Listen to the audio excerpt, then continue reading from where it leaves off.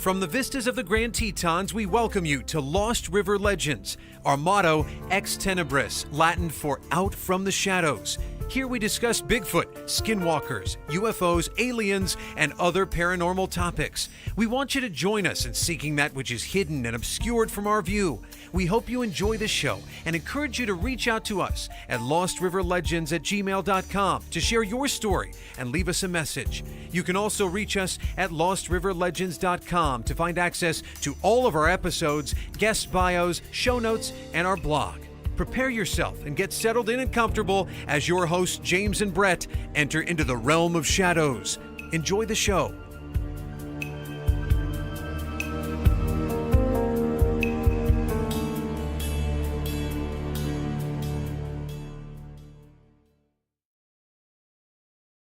This is Stan Gordon, Pennsylvania UFO, Bigfoot researcher and author, and you're listening to Lost River Legends.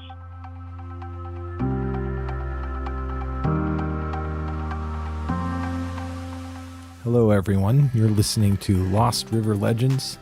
This is one of your hosts, James. Today we are joined by Miles Johnston from UK Underground and the Basis Project. Miles has been investigating UFOs, abductions, underground bases, super soldiers, sentient black goo, and many other topics of worldwide import for the lion's share of his life. He has a strong background in radio broadcasting and video production and has produced some outstanding material, some of which is available on YouTube under his Miles Johnston channel. He presents some new information that may take some re-listening to grasp the deep relationships and meaning it has for each of us as participants in humanity and the planet's future. Listen intently as Miles drops some very insightful connections that may just get you keyed into a whole new realm of possibilities. We hope you enjoy listening to this interview as much as we appreciated having him on our show.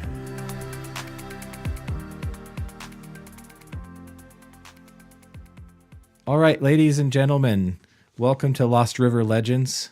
We're joined by our guest, Miles Johnston, also known as Megawatts 1066. Miles, welcome to our show. How are you today? Well, I'm doing fine.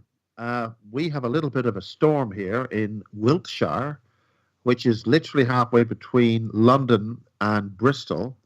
And not too far away, we have Avebury, the Standing Stones, Stonehenge, and the mystery of the crop circles. And it's so good fun when you just have them appear next door. And of course, quite a few underground secret bases. The Britain's transgenic program, the super soldier program. A lot of super soldiers were trained not too far away from here in a place called Burnworthy Manor. But first, and more exciting than ever before, this special episode, Megawatts 1066, is because I'm the only person who put on 2 FM pirate radio stations running in excess of 1 million watts. And that's where my handle comes from. And the last frequency I operated on was 106.6. And that happened to coincide with 1066, the year the British Isles were invaded by the Normans. So 1066. So the reason why we did the pirate stations is because we couldn't, broadcasting in Britain is so heavily policed and controlled. And up until really only about 25 years ago, 30 years ago now, there was very few radio stations, very few choices of broadcasting, and I was very privileged and really great to be right in there at the start of what we call Sky Television. I'm a professional broadcast studio engineer, and 3 o'clock this morning I was on an outside broadcast at the Millennium Dome in central London. So I've done broadcast television. I'm an engineer. I've built FM transmitters to put them on the air on the Irish border. And that's when I saw my first scuttler. And I started my UFO thing when I was about 5. And when I was a kid in what we would call, I think, secondary school. I don't know what you'd call it. It's the 5th grade, just before you leave school. My UFO stuff when I was I was 17 years old. I was on the local TV station in Belfast called Ulster Television. I had a double-page spread on UFOs across the local papers. So then I was in the British UFO Research Association as I went through uni, and that led to my in-depth regional investigations coordinator in Ireland, and we started a UFO group there. We won't go into the detailed history, but that gives me a detailed background over most of my life involving the UFO subject and stuff like that. But also I've been on both sides of legal broadcasting and actually on camera and actually behind a mic on radio stations. And also I shoot a lot of video, and I shot the Irish era of pirate radio, which goes back to 1979.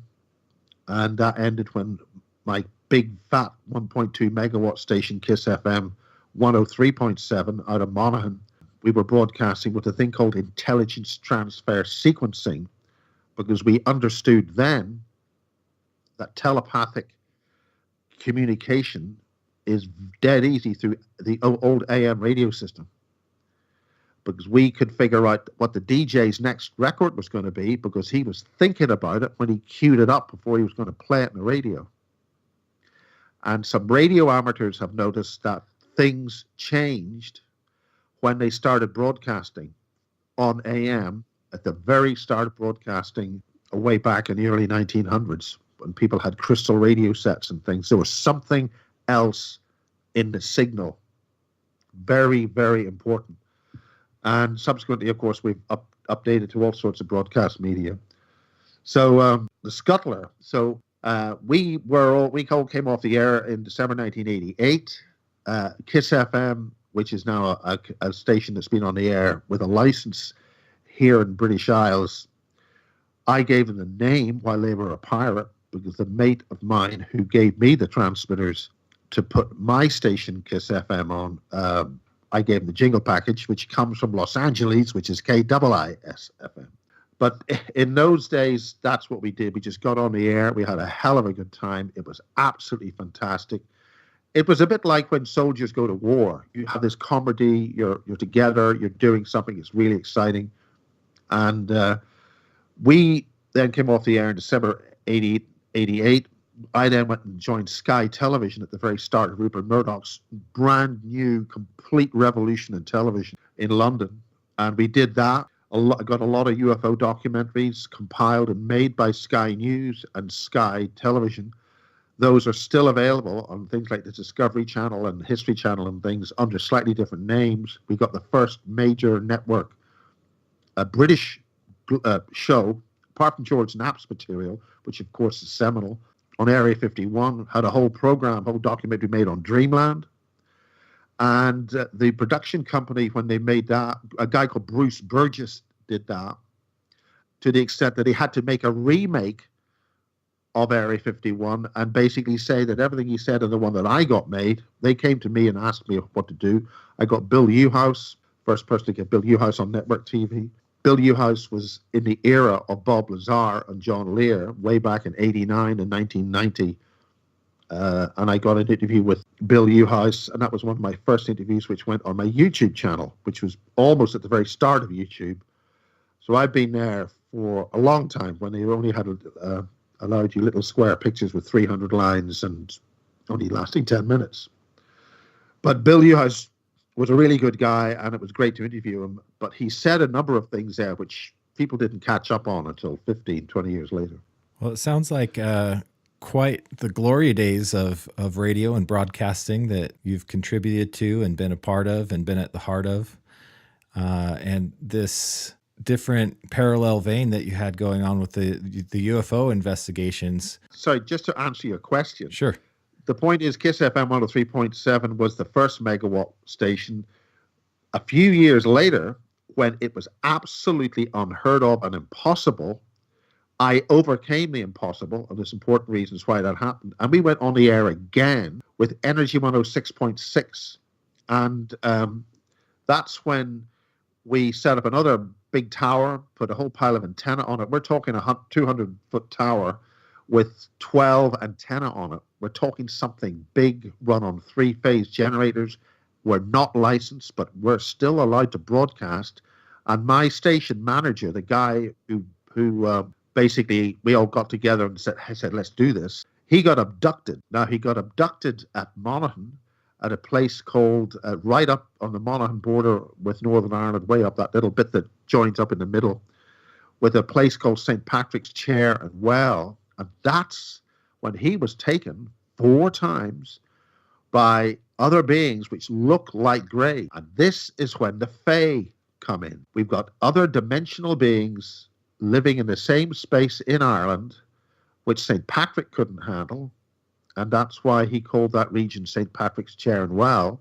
And there's a whole history with the Vatican and its connection with interdimensional gateways and demonic entities, which would make your hair turn. But that is where, running that transmitter, as I opened it up to service it, I opened up what's called the RF output cabinet. It's a sealed cabinet where the actual 7,000 volts and all the rest of it, all the power happens. And when I took off the cover, there it was, a big fuzzy spider type thing right all over the main output tube. And it just crept away very slowly. It took about 3 to 5 seconds. And that's a long 3 to 5 seconds as this huge, big, fuzzy spider, which creeps away like a crab. And it took about 10 years before somebody came up with a name for that, and it's called a scuttler. And that's when we discovered at Sky Television and in other broadcast operations that some people would have a thing called a crab on their back. And this would be a large spider-type crab that would be housed on your back. And then that's when we start dealing with the Archon, builders of the Matrix, a different level of reality.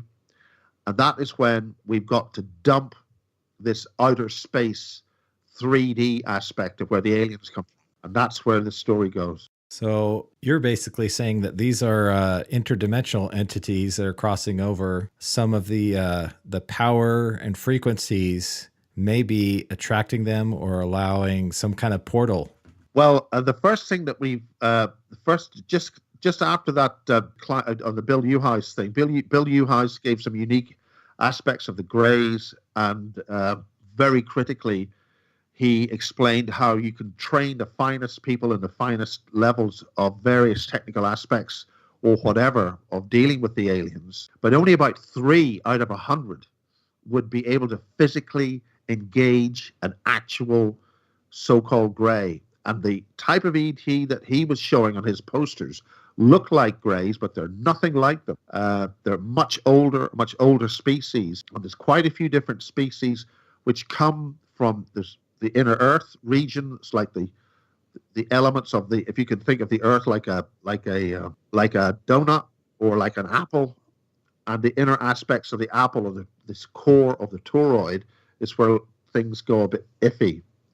But he explained that when you physically met one of these beings, your energy field wouldn't work with their energy field. And this goes back to the very start of the Bases project. As I was filming for those pirate stations, and I'd sort of almost finished the edits of the Irish era pirate radio, which is some of it's on my YouTube channel. It's been copyright hit for the music they've ruined it. I met a guy called Barry King. Now, the point about Barry King is he was a security guard for one of the secret underground bases here in Berkshire in the central South England.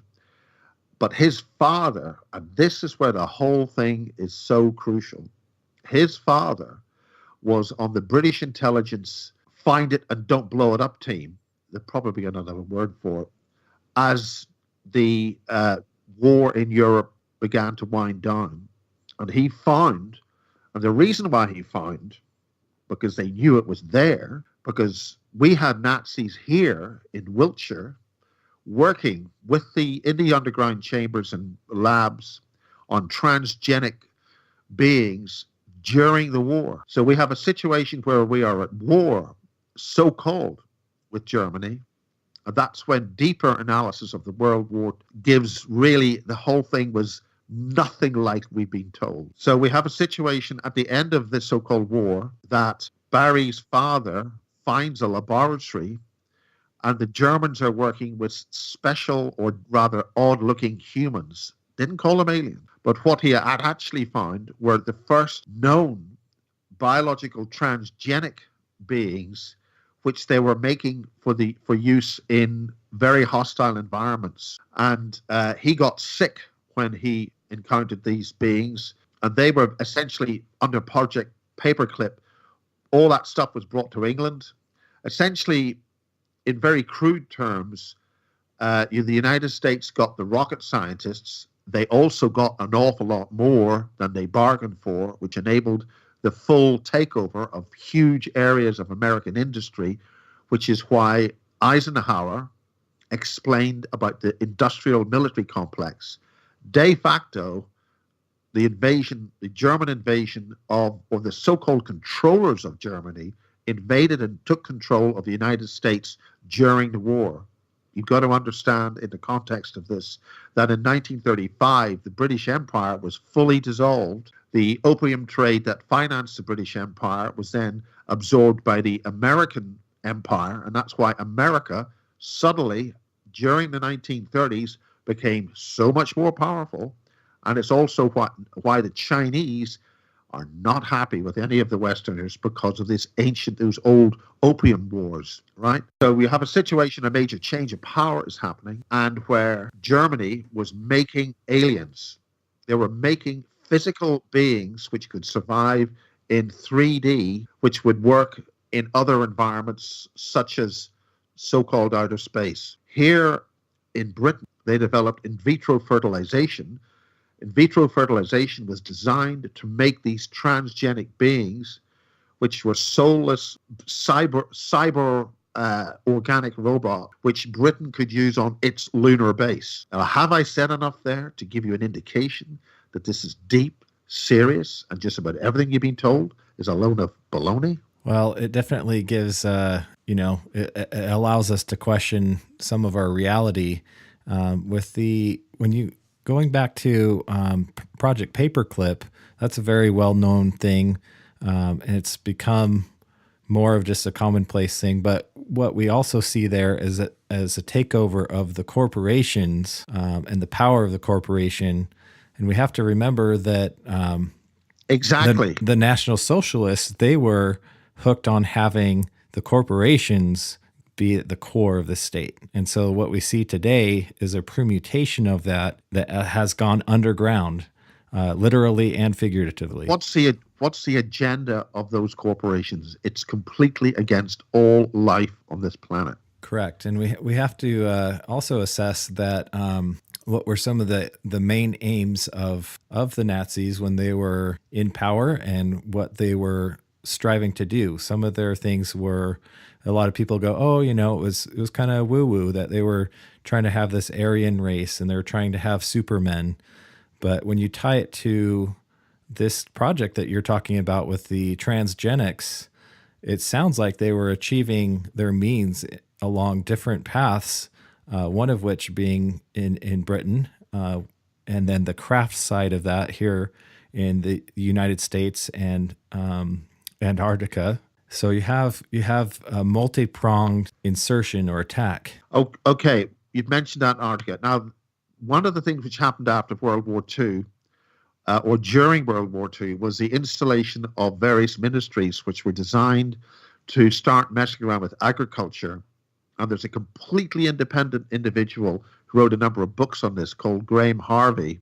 Graham Harvey is a scriptwriter for the BBC's Archers radio show, which essentially was designed by the BBC and the Ministry of Information to essentially educate people during the war what was the best thing to, through a soap opera. He noticed that after studying the mechanisms of the industrialization of agriculture, that the way that agriculture is being run is to demineralize over a long period of time the fertile food baskets of the world. In other words, anywhere that naturally grows rich, healthy food, they are being specifically targeted with poisons and a mechanism for washing the nutrients from the natural soils into the oceans to desertify all the fertile food baskets of the world. That's what agriculture has been designed to do for the last 70 years. That is called the desertification of the planet. So the mechanism, the creatures which we're dealing with are here to completely remove all organic life from this planet. They've done it to 4 worlds before now. The portals that we mentioned earlier were all opened and locked open in Western Europe in these castles with the purpose of letting in dark matter life forms from their domain into ours. In other words, the floodgates for a completely toxic form of life, black or dark matter life, has been opened to flood all living things in this world now, to the extent that all souls on the planet, especially westernized souls, are now contaminated by 95%. Only about 3 years ago, it was about 70%, with dark matter life forms, which are toxic to our very existence in multiple domains. As a consequence to that, elements have been brought here to shut those portals down and to return those life forms back to their natural domains. The beings who have instigated that program have committed the most heinous crimes under universal law, and they are slated for oblivion or deletion. Now, in the cycles of the universe and the cycles as we go through things, as the snake eats its tail, that's ancient symbol. We are going through this period of time now where the cycle has been broken. Timelines which allowed these creatures to escape into other realities are being collapsed, so there's no way out for these things. They've been given every chance there is in the book. They've blown it, and now they are being taken out. And you're witnessing that in today's world, in today's 3D, with certain things which are going on right now. That's a fascinating breakdown and analysis of information from a totally different angle that a lot of people are not approaching the subject. Well, just so you understand things, right? Let's just look at a very simple thing called a transistor radio, or a wireless radio. The fundamental principles on how you tune in to listen to one radio signal rather than just hear a lot of mush, a lot of noise, the crucial mathematics is the fundamental base of multi-dimensional, shall we say, complex number space. The reason why it's called complex number space is in order for you to work out the mathematics to build the inductance and capacitance in a radio so it will tune to get that one frequency rather than another frequency is what's called complex numbers, complex mathematical equations. So therefore, you have what's called negative numbers in those equations to make you tune in that radio. Now, what we're told is this is just a mathematical concept. It doesn't exist in reality. It's just there so you can tune your radio in with inductance and capacitance, and you work that out. You get the Q of a circuit, and that's why you use this term Q. You get the Q of a circuit, and that mathematics will allow you to tune in that radio station rather than the one next door to it. It will tune in. It will make it harmonically of least resistance, so that frequency will come through rather than something else. Now, if you then extend that to the basic graph, you have a graph, an X term along the bottom and a Y term which goes up, and you plot your curves and stuff on your graph. What you're doing with the negative numbers is you're extending into negative X numbers, and you're then extending into negative Y numbers. In 3D, you're extending into positive X, Y, Z, or Z numbers, and also minus Z, right? Now, we're told that the only thing that really exists is the positive numbers. Well, that's not the case. You can have a physical domain in the negative number domain, or the double negative number domain, or the triple negative number domain. And that's when it gets a little bit complicated. We simplify that by calling that the checkerboard. So when you play chess, you're actually playing a complex number space game with different parts of the players on those squares and how they move between the black and the white squares. That's called the checkerboard. But it's symbolizing the ability to move from 3D different aspects of complex number space from one physical negative number domain to another physical negative number domain. And that's how the demonic entities get into our space, but we have been prevented from getting into theirs. But there are people who have known about this, and they've been able to travel into those other dimensional realms, complex number space. We are told about the astral. People leave their body at night and their physical body is separated and their life force travels into these other domains. Well, there are other people in those other domains. We call them demons, or we call them fancy names. There are people who are in charge of those domains, and there has been complex trade between those domains. And that is when we talk about soul harvesting, and that is when things get very nasty, why you have a war, why you have trading on the stock exchange, why your birth certificate is traded on the stock exchange. So they will trade your life, your certificate. When you're born, you have a birth certificate. So all these things are there to be traded. And when somebody wants to collect on their trade, they need to get some souls. And they literally have a war to wipe out and collect those energies so they can use them in their respective power game. And this is when it gets complicated. So when you're talking about the different frequencies, we're talking about kind of a phase shift. No. You see, that's the point. You've just mentioned the word phase. If you get a sine wave, do you understand what a sine wave is? Yes. Or a wave. If you have the phase of that wave with the wave at the top plus, yes, and the trough of the wave is then at the minus at the bottom, right?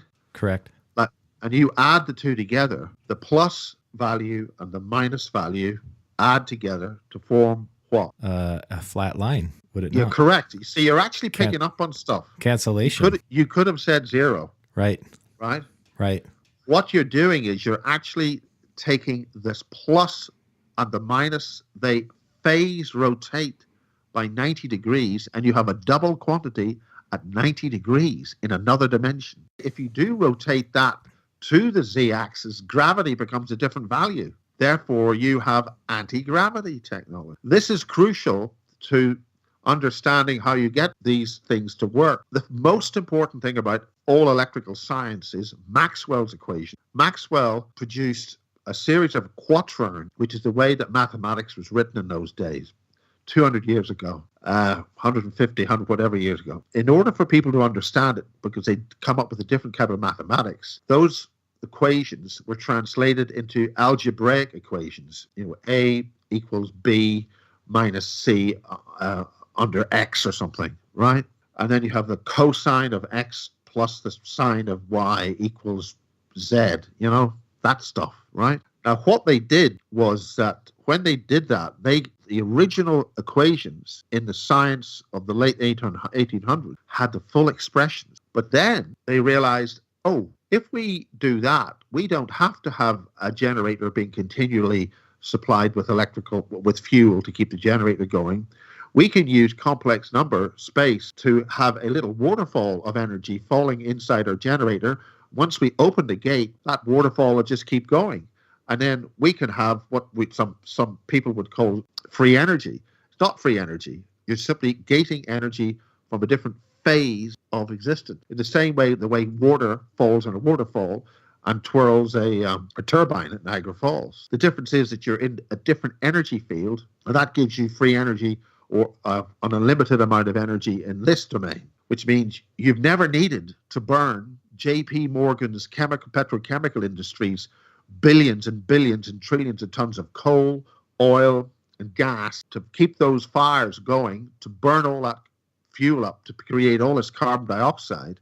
They've had the science for 180 years, but they've sat on it while they make a whole pile of money while the whole planet goes to hell, literally. So those industrialists who did that, J.P. Morgan, who got all his mates, put them in the Titanic and sank them, and whilst, just to make sure, there was a German cruiser parked about 2 miles off from the Titanic to make sure it went down. So this is a very, very black and dark and messy bunch of skullduggery by a bunch of real hoodlums and criminals who have completely conned the planet on all this. So when you have this disclosure on aliens and UFOs, they're going to say you've got to travel at the speed of light and you've got to do this and you can't do that. That has been a load of rubbish, and they've known about it for over 150 years, which is why a lot of these UFOs that people see flying out of secret bases in Nevada and bases around here, black triangles.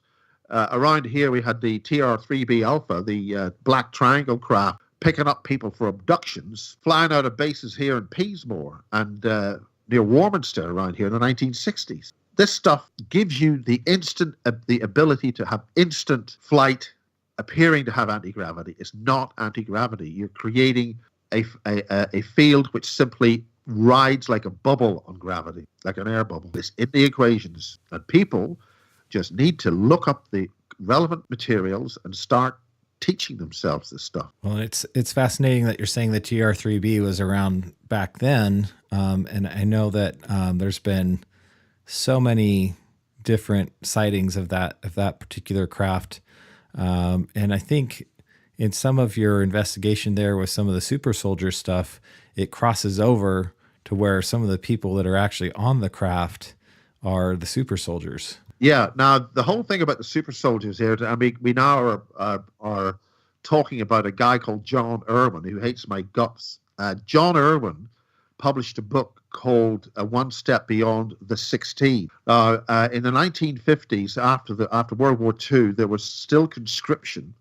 So until 1959, all young people were still conscripted into the British Army for a limited period of military service. He was no different. Come 1957, he was conscripted into the British Army, and he had a very odd experience. But rolling back the years, and I know he doesn't like me saying this, it's in his book, he's told me this. In 1939, his mother left the family home and was missing for a couple of months. His so-called father, I don't know how, it's not his paternal father. Anyway, the father, obviously way up in Newcastle, which is northeast England, he put adverts in the local papers. Where is this guy? Where's so-and-so Irwin? Blah, blah, blah, blah. And to his shock, she turns back up at home in Newcastle. Obviously, this is very not the kind of morals that we're dealing with today. This is when somebody comes back and they're pregnant and you haven't seen that person for several months, there are questions being asked. So essentially, I'm saying logically that she was part of a program to have a special baby, which then 17 or 18 years later in 1957 would then join the British military and go straight into a very special fighting force called the 16. Moving along very quickly, that special fighting force was fighting in the Middle East, in the Lebanon and Israel and Egypt and places. At that time, I don't think Israel even existed. I think that was before part. Anyway, the thing is that they were looking for very important ancient technology. Now, this is so important. They found 2 data banks. They did a raid. Won't go into the details now. They did a raid. They got these 2 extremely weird-looking silvered rectangular things. Just think of a large iPhone. Silver, lots of striations across it, indentations in it, an extremely high technology piece of equipment. They had 2 of them. They were in 2 boxes with felt around them and all nicely protected. Now, using a thing called a reader, Irwin's commander was able to put this reader onto his hand and then run this over this data bank, and all sorts of information started to be displayed in a holographic type of way. They knew they got the right material. They knew they got them stuff. They got the material. These were data banks which were thousands of years old. Okay, so they got access to technology, but incomplete data. It wasn't the complete set. So they used that information to make super soldiers here in Britain, and they trained them in a place called Burnworthy Manor. The problem was it was incomplete information, and it didn't quite work out, and a lot of it's gone wrong. But some of the names that we know, like Max Spears, James Casbolt, Matt Todd, and now several others who have only just come to light in the last few weeks were all trained. Haley Mayer, Dave Marrow, these guys were trained in Burnworthy Manor. They were trained in the Super Soldier program. The Queen made a decision to terminate the program, and these guys were all lined up at Burnworthy Manor and shot. They were very rude, and they sort of didn't die, and that was a bit of a problem. But they were then sent on missions to other domains, off-planet, off-world, to do all sorts of things, and that's where the British Super Soldier program came from. The NSA Super Soldier program, and I now understand that James Casbolt has been dealing with the NSA. Also, James Casbolt met the head of MJ12. For your audience, I'm sure they know what MJ12 is. And James Casbolt met the head of MJ12 with a photograph of a downed reptilian at Goodwood Airfield in England, where this aircraft was downed, and this reptilian was being flown out of an interrogation center that the Royal Navy had, and they collected him. They took a photograph, and that photograph was in James Casbolt's hip pocket when he was meeting the head of MJ12, and they weren't too happy as to how he got that photograph. But there is the story. That's some fascinating information, and for anyone that has any idea of what's being said, the implications of that are not to be taken lightly. So backing it up a little bit, and I don't know if this is a sensitive subject for you, but you mentioned Max Spears as one of those names. His name bubbled up, I believe it was last year, with his death. And that has some very mysterious circumstances surrounding it. The problem about Max is, I mean, for God almighty, the trouble about Max is he died twice. I mean, how careless can you get about these? I mean, everybody's going to die, but Max, oh, well, he had to die not once, but twice, right? I'm putting a bit of humor on this, but this is really serious. Now, there's a woman, pop music idol called Katy Perry. Do you know who she is? We're very familiar with her here in the U.S. She's the Illuminati Queen, okay? She was trained in magic. I'm sure you're aware that in her videos, there is a great deal of satanic magic in plain sight on her videos. She was trained by a good gentleman called Tim Refat. Now, recently she's announced that she's going to marry a guy called Orlando Bloom, right? Now, Orlando Bloom was a participant in a secret ceremony with Max Spears at Canterbury Cathedral, and that secret ceremony was conducted by the Archbishop of Canterbury all those years ago. That meant that Max was going to do one sort of thing and Orlando Bloom was going to do another sort of thing. So right now, the fact that Orlando Bloom is going to marry Katy Perry, now she is the Illuminati Queen. Now, before that, Madonna was the Illuminati Queen. Now, why would these pop stars, or what's called A-listers, have anything to do with the Illuminati? I mean, what's going on here? That's a really good question, and I think that it only gets darker from there. I mean, if that accusation is true, then there's a lot hinging on that information. What you're doing when you watch those music videos, and what you're doing and what's been done to you when you go and watch football, even if it's the crude kind of football you have in the United States, because obviously the soccer we play in Britain is far superior. And as a rugby player, I would look down on American football as some kind of modern day fad. I'm being very sarcastic here. As a rugby player, we don't wear pads, we're real men. So the thing is, the way that it's happening is you watch those things and various things happen. Yeah, and I think that we have a lot of people that understand the symbolism and that are breaking it down. Vigilant Citizen is one of the better ones at being able to cut through some of the stereotypes and really just kind of lay it out.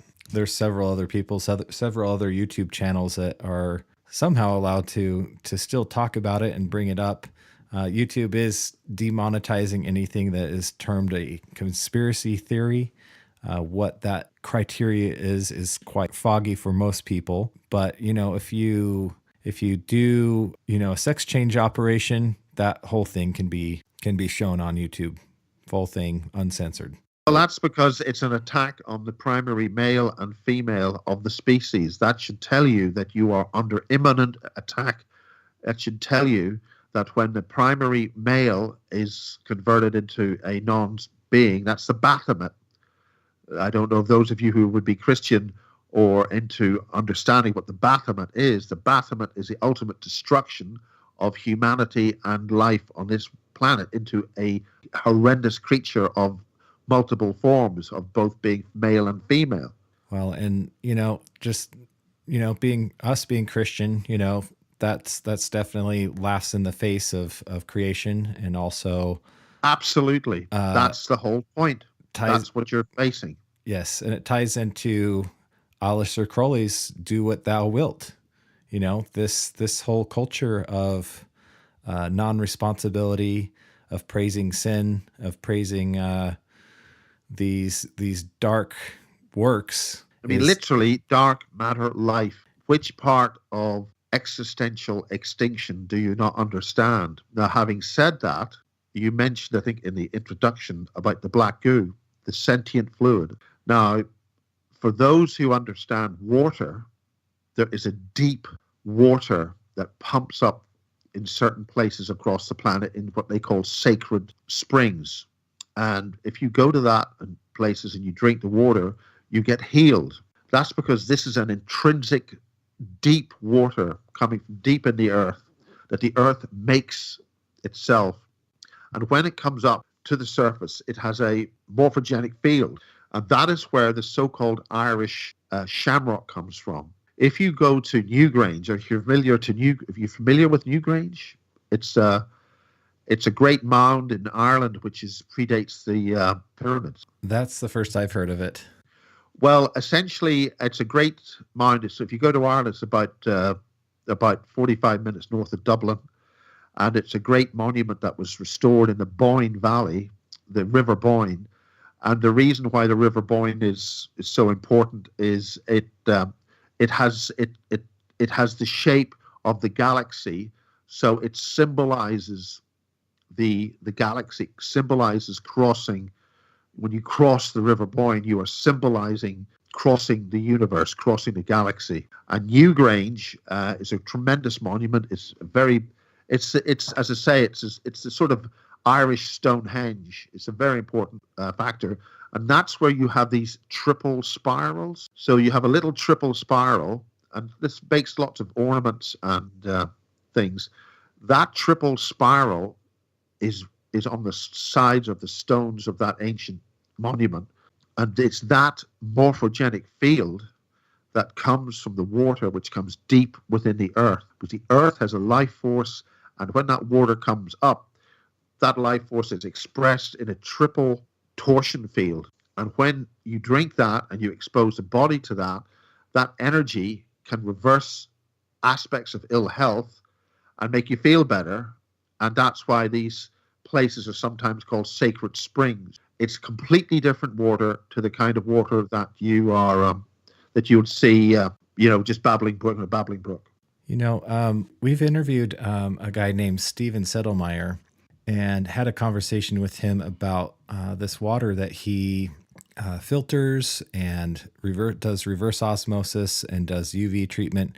Then he puts it into essentially a microwave compression and is able to spin it into a structured water, which has stripped deuterium. So this water actually, if you put it in a plastic bottle, it will dissolve the bottle. If you put it, as you drink it, it adapts to your body, and it can chelate. It's strongly chelating. And this water, the question that I posed to him that he had quite the response to was, Is this the way water was originally meant to be? Is this the way that water was on the earth at its creation? Well, that's the point. That's the whole point. If you study archaeology and you talk to some archaeologists, a brilliant woman who is from England here called Maria Wheatley. Maria Wheatley will be talking. She'll be talking at Contact in the Desert this summer. She is a genius archaeologist and dowser, and she describes that ancient deep energy, that water that comes way deep. Now, the reason why I'm talking about this water is that the earth also produces oil. It produces an oil which is sentient. So the oil that we burn up in our cars completely unnecessarily, because we've been completely conned by J.P. Morgan and his criminal gang. As I say, he basically held a party on a boat called the Titanic, sank it, and made sure he got off. But putting it crudely, this oil is sentient. Now, what's happening is there's a proportion of crude oil when they take it out of the ground is not refinable. And in Iran, they're not in any way unique about this, but in Iran, they were basically the Iranian oil, like this part of the oil they can't refine, so they just have to dump it in the desert. What happened was, and I've spoken to the individual who had this experience, they found that this oil was somehow moving around, and it wasn't the wind that was blowing it. The oil had sentience. So what happened was this guy goes over to where the oil is. It's just like the edge of a lake. And then this oil actually came up out of the lake, this huge lake of black oil, and it actually came up and surrounded him completely, but did not cover his feet. So he's surrounded by this. This stuff's come up uphill around him. To cut a long story short, he then puts his pen in it. He then puts his finger in it, and he noticed that his finger and his pen are not got sticky oil on it. It's not like crude oil. This is, if you put your finger in oil, it'll be all sticky and covered in oil. But what he discovered was this communicated with them telepathically, and it very simply said, "We are here to clean up your mess." Now, cutting to the chase, humanity are guardians of this planet, particularly what we would call Western civilization. When I say Western civilization, I mean basically everything west of the Urals. Now, the United States is a relatively recent country, and in the scale of things, it's just a blink in the eye.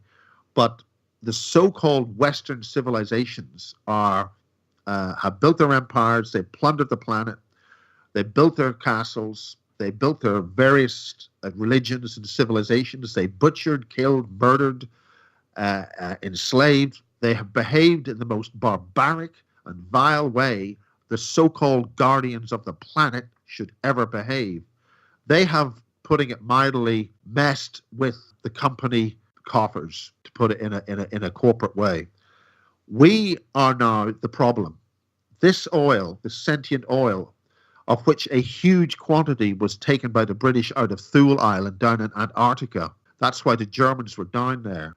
During the Falklands War, I'm spinning along here very quickly. The Falklands War was basically about recovering a vast amount of sentient oil which had been encased in very special blue ice in an island called Thule Island. Are you familiar with the pronunciation of the Thule Society, the Thule Society, Nazi before the war? Yes.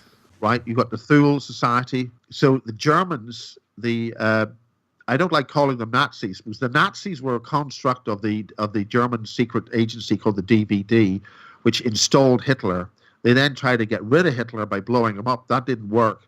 So then the DVD, they made a construction of what was going to be a post-World War plan for Europe, and that was what we now call the EU. So the European Union is a Fourth Reich construct planned in Germany so they could militarily be seen to fail, but in fact took control.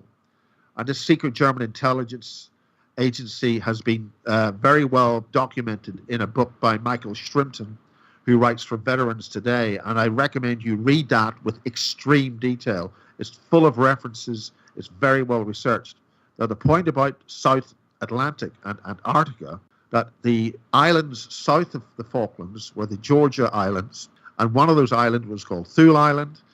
During the Falklands War, there were 4 British ships. One was a major cargo carrier, a cargo ship. 2 were cruisers, and 1 was a submarine. Elements of the Special Boat Service, the Special Air Service, and the Marines took over an Argentinian base, which was the surface cover for a base which was much deeper in the deep blue ice. In the Antarctic, there's a very special kind of ice which looks blue and looks like ice, but it isn't. It's a different material. And there were 400 interlocking crates of this ancient sentient fluid encased in this ice at minus 20 degrees. What the British did was that these big 1 meter by 1 meter long barrels were interlocked with each other like elements of a zip. They took 400 of these out of the base, put them into the container ship, and got them back to England. Now, when you opened up, and then they blew the hell out of the whole place. They blew the place to kingdom come, right? Now, when they got, what they noticed about this was, when you opened the canister, the barrel, it's not a barrel, it's sort of, well, it's an interlocking thing, as I say, like a zip. So a very high technology compartment. When they opened that, there was a very thin layer of a brownish fluid over the surface of this oil. And when you put your fingers anywhere near it, this oil would want to come up and meet you. It would want to come and see you. Now, what we understand is this may have been refined from a swarm of meteors which were intentionally crashed into the southern hemisphere near Argentina and that general region, which is in rock strata. And in Germany, if you get 2 beakers of this material, it will go to sleep, and then it will also wake up. When it wakes up, it will discover that there is more of itself close by, and the 2 will want to join up, okay? So this is a sentient oil. It's highly intelligent.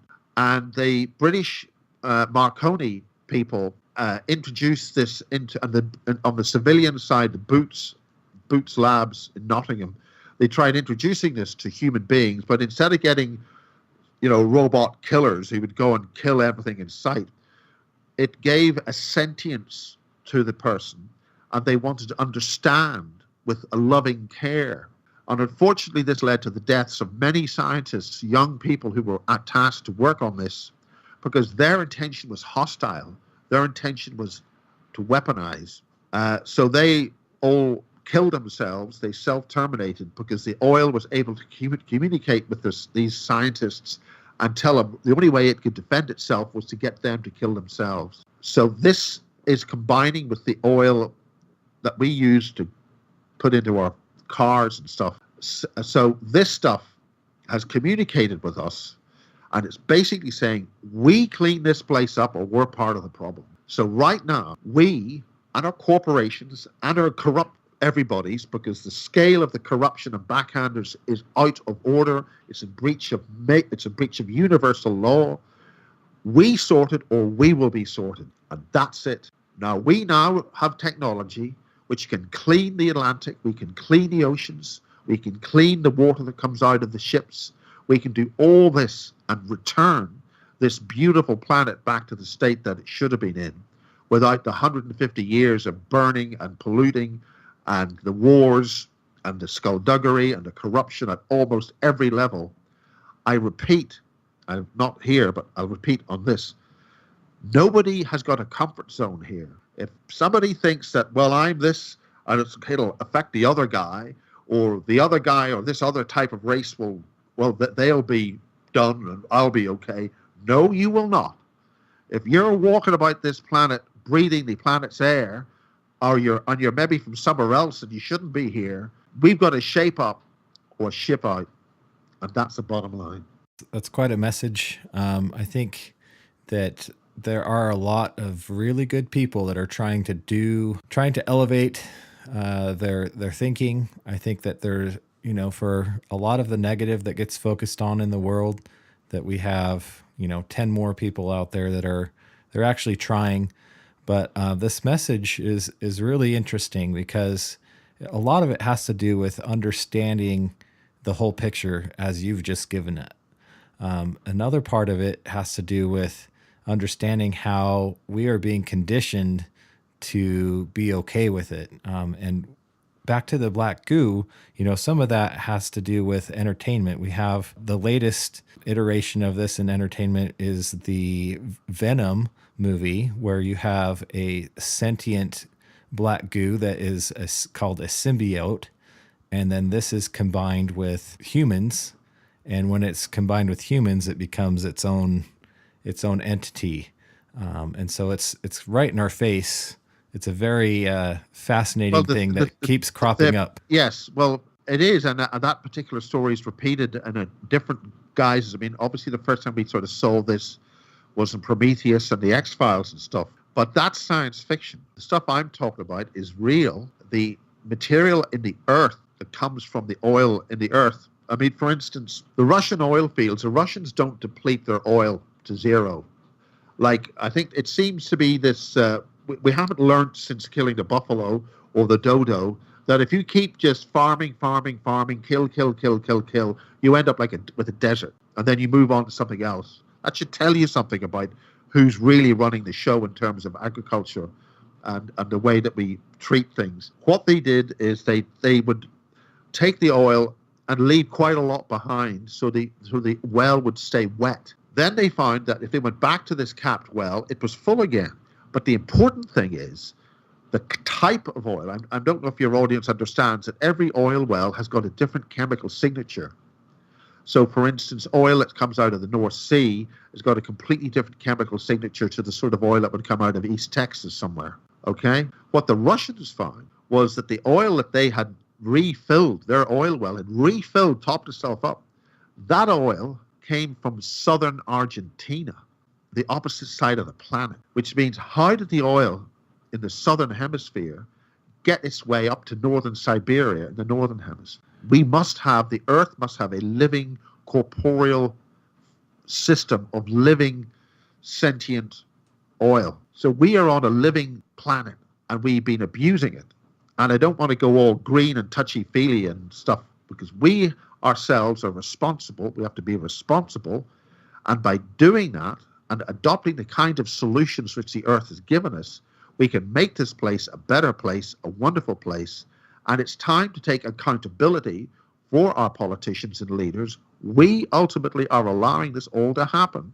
We have to take the corporate leaders who are fleecing us, poisoning us. Again, the moves in recent weeks by the kind of people I've referred to earlier have meant that certain controlling elements who had control of the U.S. water supply, poisoning it. There are something like 20 poisons in your water and our water. They don't even have tests to measure. So we are being conditioned to being doped, poisoned, enslaved, and killed at a profit.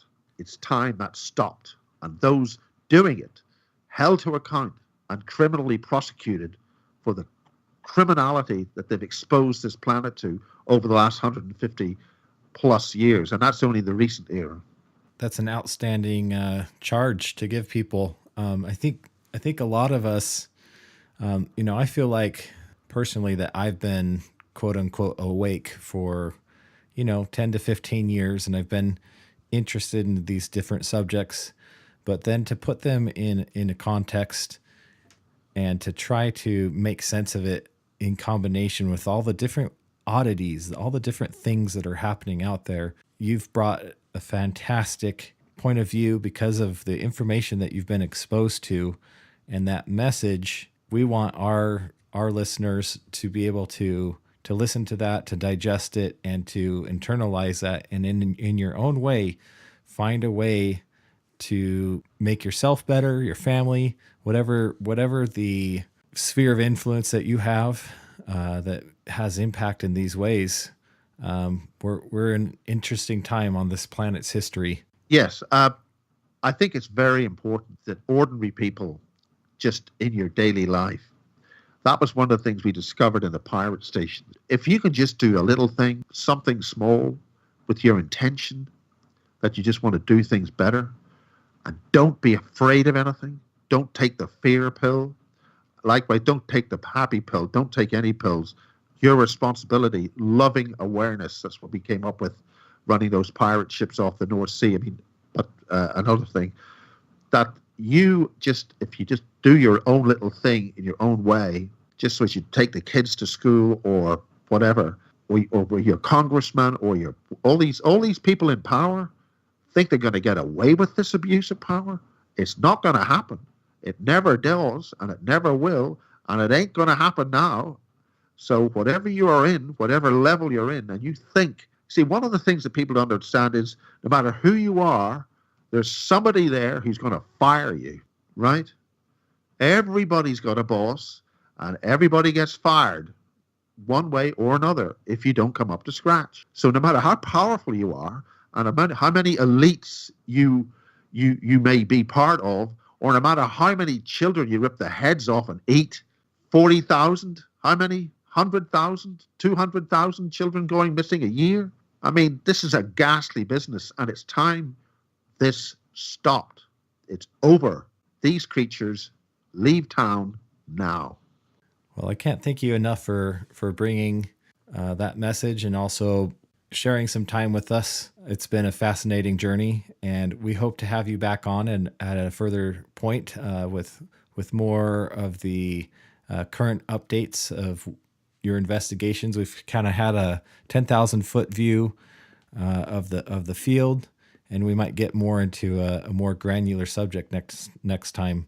But we appreciate your time, Miles. Well, thank you very much indeed. But I must stress there have been major changes for the better, but it's still up to us all to be responsible and live up to that responsibility. Thank you. I agree 1,000%. Thank you so much.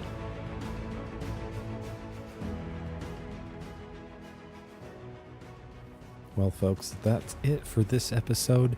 Thank you so much for joining us.